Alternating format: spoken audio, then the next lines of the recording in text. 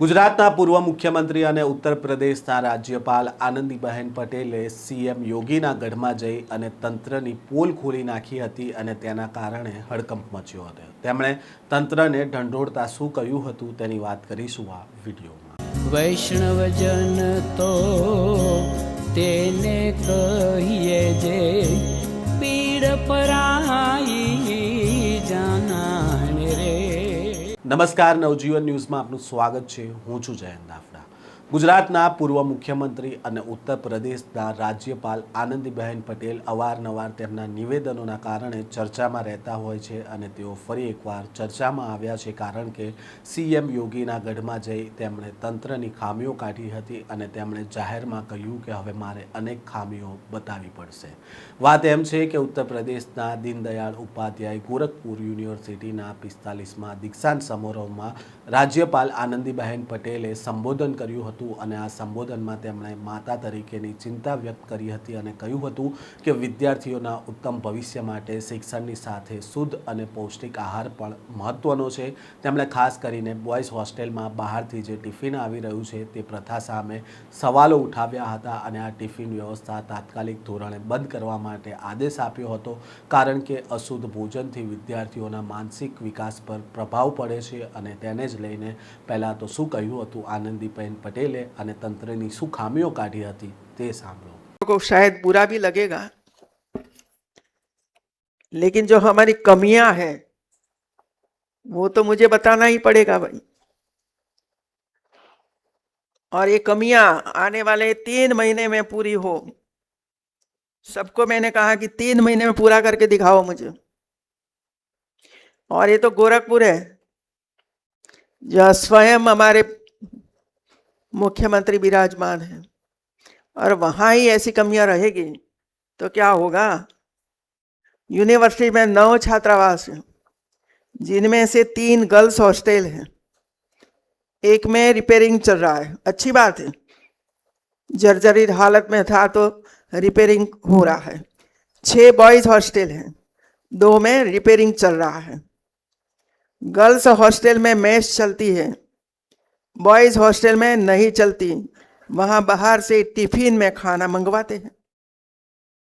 क्यों भाई, वो टिफिन वाला अच्छा लगता है। आज गोरखपुर विश्वविद्यालय के मैं रुकी हुई हूं,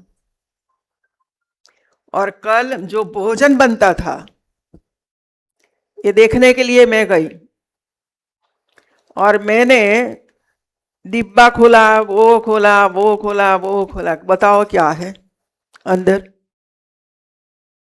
भाई मैं तो गृहिणी हूं, सालों तक किचन में जाते जाते रसोई करते देखते आए हैं। मैंने पूछा ये ऑयल है कि बंगार ऑयल, बताओ मुझे। और सारी ऐसी चीजें मैंने तुरंत फूड वालों को बुलाया और सैंपल लिया, और दूसरा सैंपल हम लोगों ने ले लिया कि मैं लखनऊ जाकर सैंपलिंग कराऊंगी, क्योंकि कभी कभी विश्वास नहीं रहता है, सैंपल बदल जाता है। हम भी गुजरात में होता था, सैंपल बीच में ही बिचौलिए होते हैं।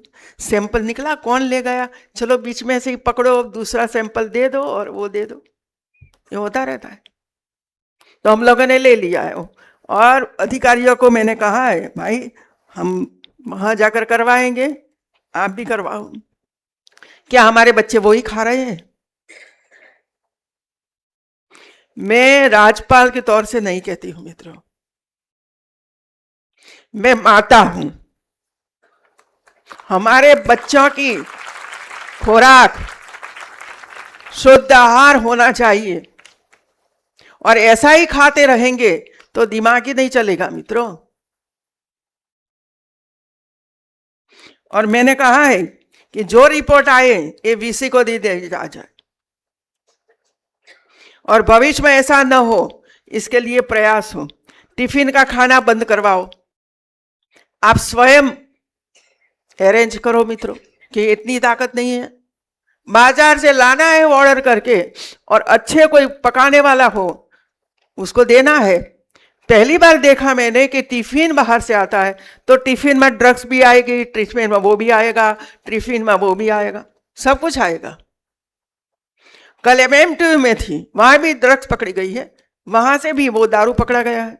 રાજ્યપાલ આનંદીબેન પટેલે કહ્યું કે તેમણે હોસ્ટેલના રસોડાની રૂબરૂ મુલાકાત લીધી હતી અને ભોજન બનાવવાની સમગ્ર વ્યવસ્થાનું નિરીક્ષણ કર્યું હતું અને તેના સેમ્પલ લઈ અને બહાર ટેસ્ટિંગ કરવા માટે પણ મોકલ્યા હતા.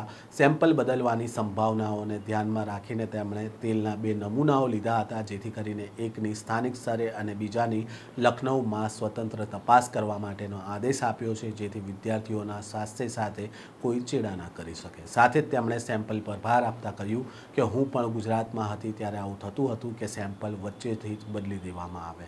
પહેલીવાર મેં જોયું છે કે ટિફિન બહારથી આવે છે અને ટિફિનમાં ડ્રગ્સ કે અન્ય વસ્તુઓ પણ આવી શકે છે. તેને લઈને તેમણે ચિંતા પણ વ્યક્ત કરી હતી. જે પ્રકારે સીએમ યોગીનો ગઢ ગણાય છે ગોરખપુર, તેમની મત વિસ્તાર છે અને તેમના જ વિસ્તારમાં જઈ અને રાજ્યપાલ દ્વારા તંત્રની ઝાટકણી કાઢવામાં આવી હતી, તેને લઈને હાલ આ ચર્ચાનો વિષય બન્યો છે. આ પ્રકારના સમાચાર સાથે ફરી મળીશું. નવજીવન ન્યૂઝ સાથે જોડાયેલા રહેજો.